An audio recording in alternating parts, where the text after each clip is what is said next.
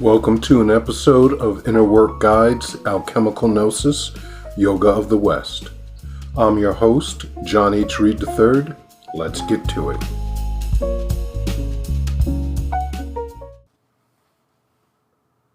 Sustainable Transmutations, the Sedona Method. Lester Levinson created the Sedona Method, and I have found it immensely helpful in my personal growth. Sedona is an excellent method for people to experience the here and now without attaching a story to it. It helps the traveler heed the voice of the centaur, to keep placing one foot after the other and remain directly on the path. Thoughts arise into awareness and then leave, or try to leave.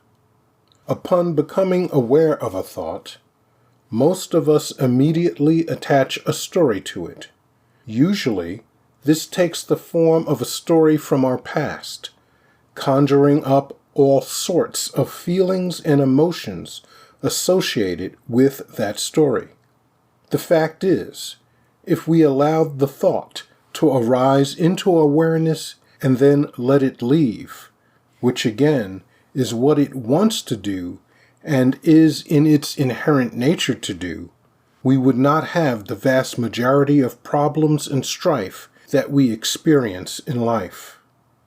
For the traveler, this becomes important because each wayward thought and its conjured emotions would seek to draw them away from the path.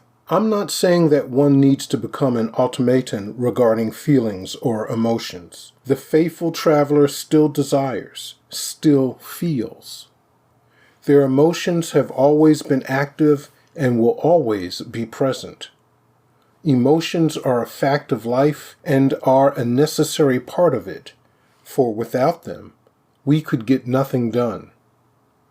Yet so many of us feel that our thoughts and the associated feelings they dredge up in us belong to or are the totality of us.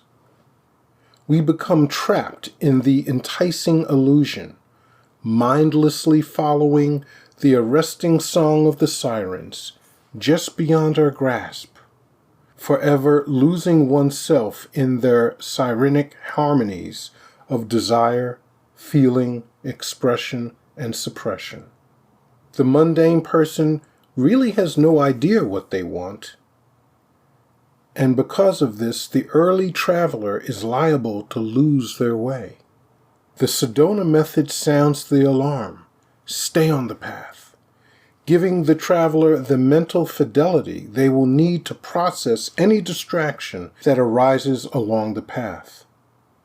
Sedona correctly shows that our actions are born from the desire to experience one of four conditions: control, the earth element; approval, the water element; separation, the air element; and safety, the fire element.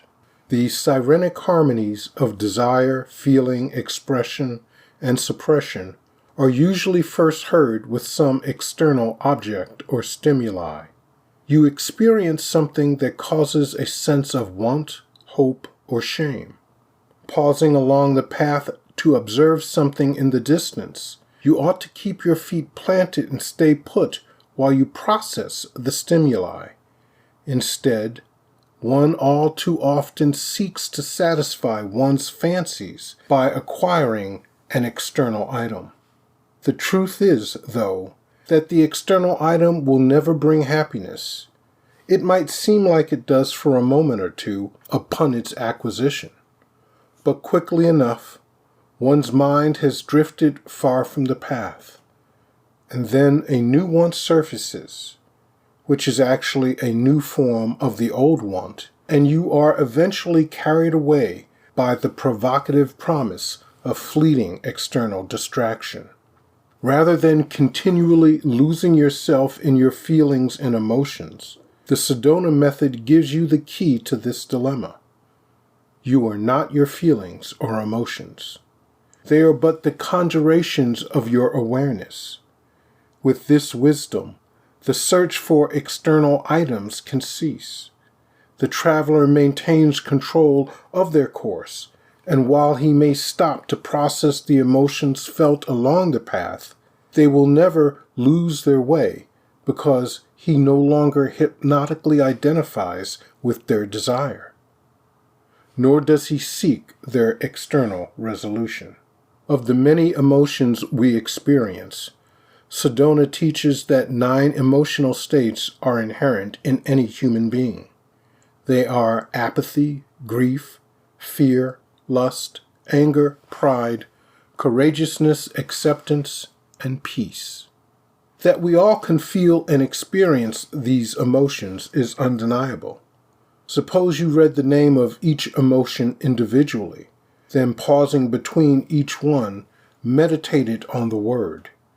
In that case, it will inevitably draw into memory situations, experiences, and feelings that resonate with that word. Yet, however, none of these sensations are you.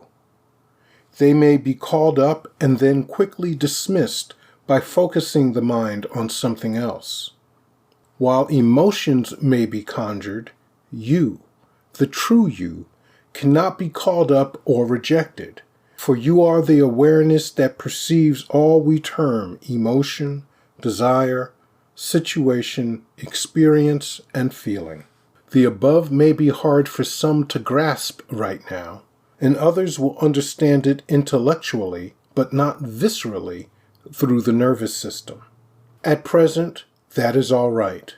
The concept has been introduced to you, and by working the air practice, you can move into a new perception.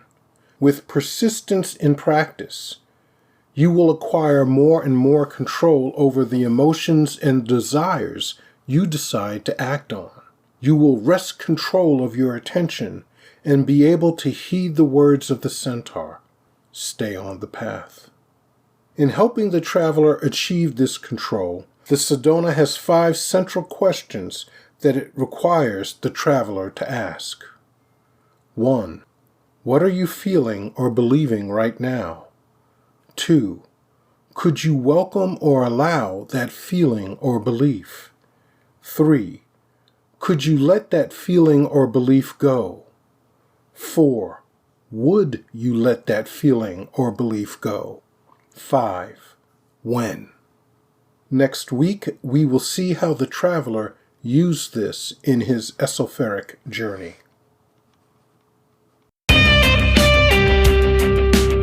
Thank you for listening to this episode of Inner Work Guides, Alchemical Gnosis, Yoga of the West. Don't forget to subscribe. Contact me by writing to theinnerworkguide@gmail.com. Go to my website, innerwork.guide. Create an account to get on the mailing list. Read the blog and listen to the podcast. Click on the donate button to support my work.